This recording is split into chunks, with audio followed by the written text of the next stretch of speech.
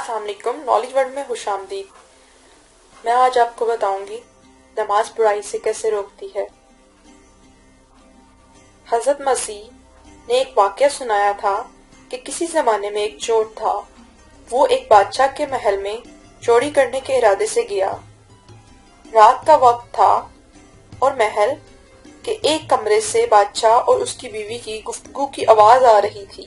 وہ کھڑے ہو کر سننے لگا۔ اگرچہ ایسا سننا ناجائز ہے، حرام ہے، چوری ہے، لیکن چور چوری ہی کرنے آیا تھا تو اسے سننے میں کیا چیز منع ہوتی؟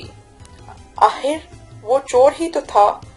اس نے سنا کہ بادشاہ اپنی بیوی سے کہہ رہا تھا اور اس کی بیوی بھی ہاں میں ہاں ملا رہی تھی کہ میں اپنی بیٹی کی شادی ایسے آدمی سے کروں گی جو نہایت پرہیزگار ہو، جو بہت اللہ والا ہو۔ میں میری بچی کی کسی اور سے شادی نہیں کروں گی۔ جب چور یہ بات سن رہا تھا تو اس کے دل میں خیال آیا کہ کیوں نہ میں کچھ ایسا بن کر دکھاؤں کہ میرے ساتھ ہی اس شہزادی کی شادی ہو جائے۔ اب وہ چوری کو تو بھول گیا تھا، لیکن دھوکہ دینے پر اتر آیا اور گھر میں جا کر سوچنے لگا کہ میں کس طرح کامیاب ہو سکتا ہوں۔ اس کو ایک تدبیر سوجی۔ اس نے سوچا کہ میں بادشاہ کے محل کے قریب ایک مسجد ہے، وہاں بزرگانہ لباس پہن کر جاتا ہوں اور دن رات عبادت کرتا ہوں۔ ہو سکتا ہے کہ بادشاہ کی نظر مجھ پر پڑ جائے، میری عبادت کو دیکھ کر وہ خوش ہو جائے اور اپنی بیٹی کے لیے مجھ کو چن لے اور مجھ سے اس کی شادی کروا دے۔ ناظرین، یہ اس کا نہایت حقیر اور ذلیل مقصد تھا جس کے لیے اس نے یہ ارادہ کیا، اور اس نے اپنے پروگرام کے مطابق بزرگانہ لباس پہنا، مسجد میں جا کر نمازیوں میں نماز ادا کرنا شروع کر دی۔ اب زمانہ چلتا رہا، لوگوں میں شہرت ہوتی گئی کہ کوئی اللہ کے بہت بڑے ولی یہاں آ گئے ہیں جو دن رات عبادت کرتے ہیں۔ اب اس کی وجہ سے لوگوں کی آمد و رفت کا سلسلہ شروع ہو گیا، یہاں تک کہ بادشاہ تک بھی یہ خبر پہنچ گئی، یہاں کوئی اللہ والے آ کر بیٹھے ہیں۔ تو جوان لیکن عبادت میں لاجواب۔ جب بادشاہ کو یہ بات معلوم ہوئی تو اپنے ارادے کے مطابق غور و فکر شروع کر دیا کہ شہزادی کے متعلق جو سوچا تھا اس کے لیے اس کا انتخاب کر لیا جائے۔ بادشاہ نے اس سلسلے میں گفتگو کے لیے اپنے وزیر کو بھیجا۔ وزیر اس شخص کے پاس مسجد میں پہنچا اور اس نے باادب اس سے کہا کہ میں آپ کی خدمت میں بادشاہ جہاں پناہ کی طرف سے آیا ہوں، پیغام لے کر۔ اس نے کہا کیا پیغام ہے؟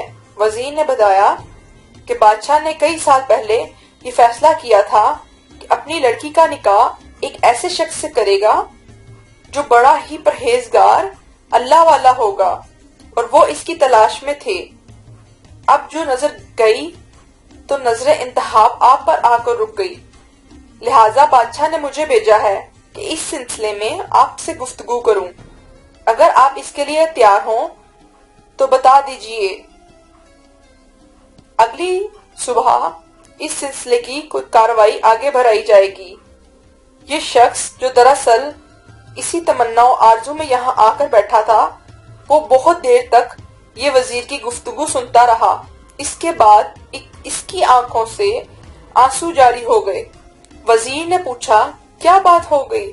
تو کہنے لگا آج جو پیغام لے کر آپ آئے ہیں یہ پیغام مجھے منظور نہیں ہے۔ وزیر نے کہا کیوں منظور نہیں؟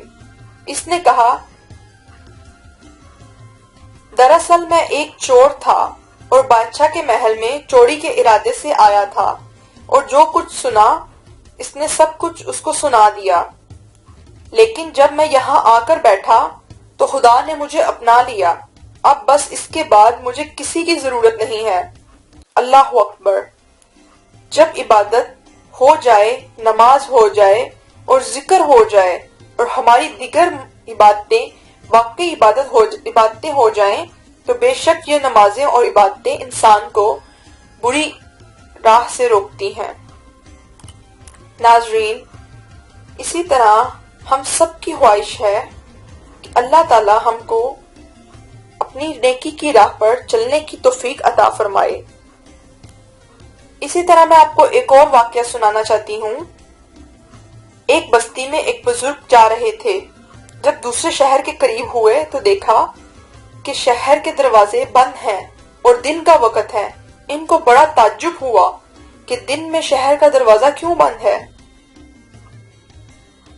دریافت کرنے پر معلوم ہوا اس شہر کے بادشاہ کا ایک پالتو پرندہ باز اڑ گیا ہے جس کی تلاش جاری ہے، اور دروازہ بند اس لیے ہے تاکہ باز شہر کے اندر ہی رہے اور دروازے سے کہیں باہر نہ چلا جائے۔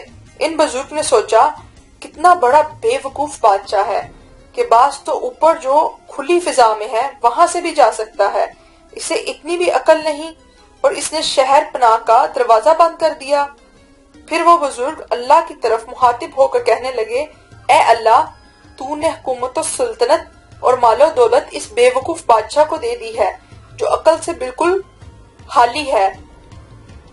تو اللہ کی طرف سے اعلان ہوا کہ کیا آپ اس پر راضی ہیں کہ اس کی بے وقوفی کے ساتھ آپ کو یہ دولت اور حکومت تو سلطنت سب کچھ اس بادشاہ سے چھین کر آپ کو دے دی جائے، اور آپ کی عقل مندی نیکیاں سب اس کو دے دی جائیں؟ تو بزرگ کو فوراً احساس ہوا اور اللہ سے معافی مانگی اور کہنے لگے کہ یا اللہ، مجھے تقوی والی دولت زیادہ پسند ہے، اگرچہ غریبی کے ساتھ ہی کیوں نہ ہو، اور یہ حکومت اور سلطنت اسی کی بے وقوفی بے ایمانی سمیت لینے سے تو ایمان و عمل کے ساتھ فکر و فاقہ ہی بہتر ہے۔ لوگ عموماً نعمت صرف مال و دولت کو سمجھتے ہیں، حالانکہ اللہ تعالیٰ کی طرف سے کسی کو عبادت کی توفیق مل جائے تو یہ بہت بڑی دولت ہوتی ہے۔ اس سے بڑی نعمت اور کیا ہو سکتی ہے، مگر لوگ اس کو نعمت سمجھتے ہی نہیں۔